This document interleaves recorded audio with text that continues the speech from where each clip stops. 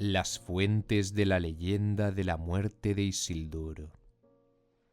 Hubo testigos oculares del acontecimiento. Ohtar y su compañero huyeron llevando consigo los fragmentos de Narsil. La historia menciona a un joven que sobrevivió a la matanza. Era el escudero de Elendil, llamado Estelmo, y fue uno de los últimos en caer, pero estaba aturdido por un golpe, no muerto, y fue encontrado vivo bajo el cuerpo de Elendil. Escuchó las palabras cambiadas por Isildur y Elendil al despedirse. Hubo quienes acudieron al rescate sobre la escena demasiado tarde, pero a tiempo para ahuyentar a los orcos e impedir la mutilación de los cuerpos, porque hubo ciertos hombres del bosque que llevaron la noticia a Thranduil por mensajeros, y también ellos reunieron una fuerza para tender una emboscada a los orcos. Pero estos la olfatearon y se dispersaron, porque aunque victoriosos, sus pérdidas habían sido muy grandes, y casi todos los orcos corpulentos habían caído. No intentaron otro ataque semejante hasta después de transcurridos muchos años. La historia de las últimas horas de Isildur y de su muerte procede de una conjetura, pero está bien fundada. La leyenda en su forma cabal no se compuso hasta el reinado de Elessar en la Cuarta Edad, cuando se descubrieron otros datos. Hasta entonces se había sabido primero que Isildur tenía el anillo y había huido hacia el río. Segundo, que su cota de malla, su yelmo, su escudo y su gran espada, pero nada más, se habían encontrado en la orilla no muy lejos de los campos gladios.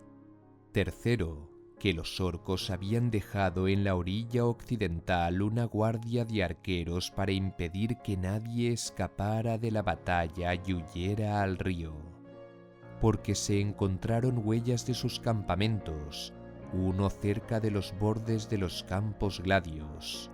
Y cuarto, que Isildur y el anillo, juntos o separadamente, debieron de haberse perdido en el río, porque si Isildur hubiera alcanzado la orilla occidental portando el anillo, habría esquivado la guardia, y un hombre tan intrépido y resistente no habría dejado de ir entonces a Lórien o Moria antes de sucumbir. Porque aunque era un largo viaje, cada uno de los Dúnedain llevaba en un bolsillo sellado que le colgaba del cinturón un pequeño frasco de cordial y unas hostias de pan de caminantes que lo habrían sostenido con vida durante muchos días. No eran en verdad el Mirwor o el Lembas de los Eldar, aunque algo semejante, pues la medicina y las otras artes de Númenor continuaban floreciendo y no se habían olvidado. Entre las cosas que había dejado Isildur no había cinturones ni bolsos. Mucho después, cuando la tercera edad del mundo élfico quedó atrás y la guerra del anillo se aproximaba, se le reveló al concilio de Elrond que se había encontrado el anillo hundido cerca del borde de los campos gladios y junto a la orilla occidental, aunque no se descubrió nunca rastro alguno del cuerpo de Isildur. Tenían también conocimiento de que Saruman había llevado a cabo en secreto una búsqueda en la misma región, pero aunque no había encontrado el anillo, que ya mucho antes había sido retirado de allí, no sabían si había descubierto alguna otra cosa. Pero el rey Elessar, cuando fue coronado en Gondor, inició la reorganización del reino, y una de sus primeras tareas fue la restauración de Orthanc, donde se proponía guardar otra vez la Palantir recuperada de Saruman. Entonces se registraron todos los secretos de la torre. Se encontraron muchas cosas de valor, joyas y reliquias de familia de Eorl, hurtadas a Edoras por lengua viperina durante los años de decadencia del rey Theoden, y otras cosas semejantes, más antiguas y bellas, recogidas en túmulos y tumbas de todas partes. Saruman en su degradación no se había convertido en un dragón, sino en una corneja. Por último, tras una puerta escondida que no podrían haber encontrado ni abierto si no hubiera contado Elessar con la ayuda de Gimli el enano, se reveló un gabinete de acero. Quizá lo habían preparado para recibir el anillo, pero estaba casi vacío. En el cofrecillo sobre un alto estante había dos cosas guardadas. Una era una cajita de oro sujeta a una fina cadena. Estaba vacía y no tenía letra ni signo alguno, pero sin duda había guardado el anillo en torno al cuello de Isildur. Junto a ella había un tesoro sin precio, largo tiempo lamentado como si se hubiera perdido para siempre. La misma Elendilmir, la blanca estrella de cristal élfico sobre una redecilla de mithril, que había pasado de Silmarien a Elendil, y que éste había escogido como la señal de la realeza del Reino del Norte. Cada rey y los capitanes que los habían seguido en Arnor habían llevado la Elendilmir hasta el mismo Elessar. Pero aunque era una joya de gran belleza, hecha por los orfebres élficos en Imladris para Valandil, hijo de Isildur, no tenía la antigüedad ni el poder de la que se había perdido cuando Isildur se internó en la oscuridad para no volver nunca más. Elessar la cogió con reverencia, y cuando volvió al norte y tuvo otra vez plena autoridad real sobre Arnor, Arwen se la ciñó en la frente, y los hombres guardaron asombrado silencio al ver cómo resplandecía. Pero Elessar no quiso correr ningún riesgo, y sólo la llevaba en días señalados en el Reino del Norte. Por otra parte, cuando vestido con sus galas reales llevaba la Elendilmir que había recibido en herencia, decía: «Y esta también es cosa digna de ser reverenciada, y está por encima de mi mérito. 40 cabezas la han llevado antes que la mía». Cuando las gentes reflexionaron más detenidamente sobre este tesoro secreto, se afligieron, porque les pareció que estas cosas, y con seguridad la Elendilmir, no podían haberse encontrado a no ser que estuvieran en el cuerpo de Isildur cuando se hundió en el agua. Pero si ello hubiera sucedido en aguas profundas de fuertes corrientes, éstas las habrían arrastrado con el tiempo hasta lugares muy lejanos. Por tanto, Isildur debió de haber caído no en la corriente profunda, sino en aguas de la orilla, no más altas que un hombre. ¿Por qué entonces, aunque había transcurrido una edad, no se encontraron huellas de sus huesos? ¿Los habría encontrado Saruman y los habría deshonrado quemándolos en uno de sus hornos? Si así había sido, era un hecho vergonzoso, pero no el peor que hubiera cometido. Apéndice: medidas de longitud númenóreanas. Las medidas de longitud se convierten con la mayor aproximación posible en medidas modernas. Se utiliza legua porque era la más larga medida de distancia. En el cálculo númenoriano, que era decimal, 5000 rangar, medida de un paso cabal, constituían un lar, aproximadamente 3 de nuestras millas. Lar significaba pausa, porque salvo en las marchas forzadas, se hacía de ordinario un breve alto después de cubierta esa distancia. El ranga numenoriano era algo más corto que nuestra yarda, aproximadamente 38 pulgadas, por ser mayor la estatura de aquellos seres.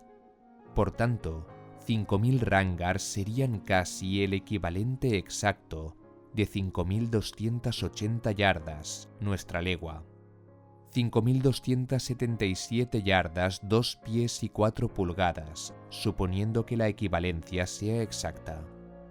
Esto no puede determinarse, pues se basa en las longitudes dadas en las historias de varias cosas y distancias que pueden compararse con las de nuestro tiempo.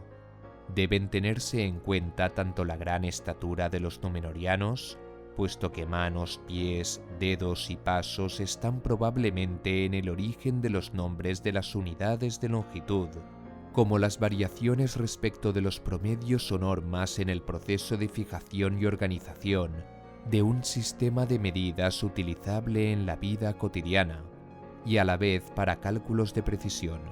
Así, 2 rangars se llamaban a veces talla de hombre, que a 38 pulgadas da una talla promedio de 6 pies y 4 pulgadas. Pero esto fue en una fecha posterior, cuando la talla de los Dúnedain parece haber disminuido, y no pretende tampoco ser una apreciación exacta de la talla promedio observada en los varones, sino una longitud aproximada, expresada en la bien conocida unidad ranga. Se dijo a menudo que el ranga era la longitud del paso desde el talón postrero al dedo gordo delantero de un hombre adulto que camina deprisa pero con tranquilidad. Un paso cabal bien podría tener cerca de 1 ranga y medio. Se dice, sin embargo, de los grandes hombres del pasado que medían más de una talla de hombre. Pero se especifica de acuerdo con las medidas de los Dúnedain y los hombres de antaño, con lo que se indica una altura de unos 6 pies y 4 pulgadas. Los Rohirrim eran en general más bajos, pues sus antepasados lejanos se habían mezclado con hombres de constitución más ancha y pesada. Se dice que Éomer fue alto, de una altura semejante a la de Aragorn, pero él, como otros descendientes del rey Zengel, superaban la talla media de Rohan, pues heredaban esta característica de Morwen, la esposa de Zengel, una señora de Gondor de alto linaje númenoriano. Se la conocía como Morwen de los Arnag, pues allí vivía. Su padre se había trasladado allí desde Belfalas por amor de sus valles florecientes.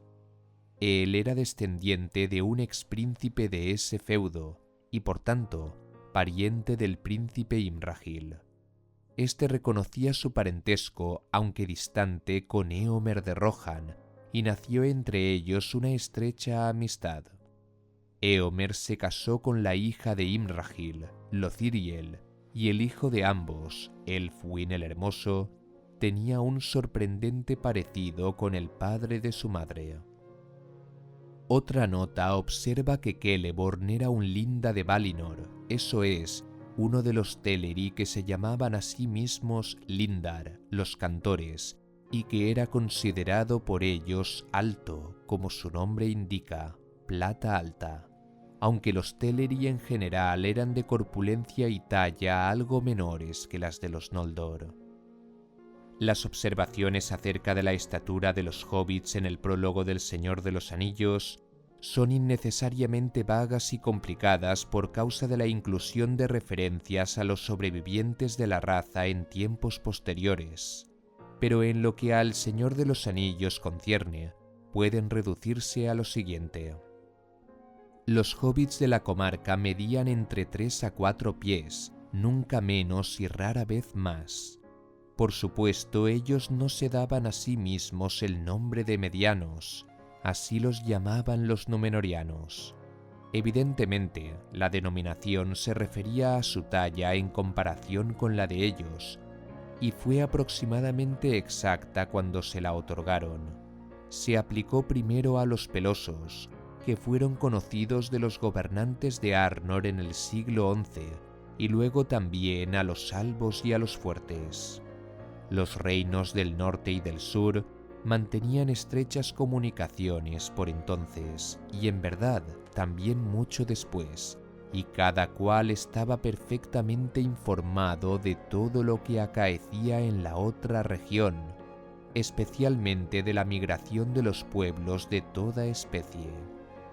Así, aunque ningún mediano que se sepa había aparecido nunca en Gondor antes de Peregrino Took, la existencia de su pueblo en el reino de Arthedain era conocida en Gondor, y se les dio el nombre de medianos, o en Sindarin, Perian. No bien se llamó la atención de Boromir sobre Frodo en el concilio de Elrond, lo reconoció como miembro de esta raza. Probablemente hasta entonces los había considerado criaturas de lo que nosotros llamaríamos cuentos de hadas o folclore. Parece evidente, por la recepción que tuvo Pippin en Gondor, que de hecho se recordaba allí a los medianos. La mengua de los Dúnedain no era una tendencia normal compartida por los pueblos cuya patria fuera la Tierra Media, sino una consecuencia de la pérdida de su vieja tierra en el lejano oeste, la más cercana de todas las mortales al reino imperecedero. La mengua muy posterior de los hobbits debió ser consecuencia de un cambio de estado y de estilo de vida.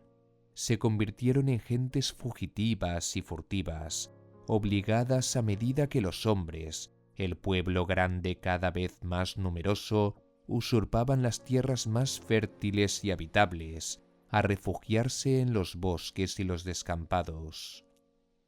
Un pueblo errante y pobre, olvidado de sus artes, de individuos que vivían una vida precaria absorbidos por la búsqueda de alimentos y temerosos de ser vistos.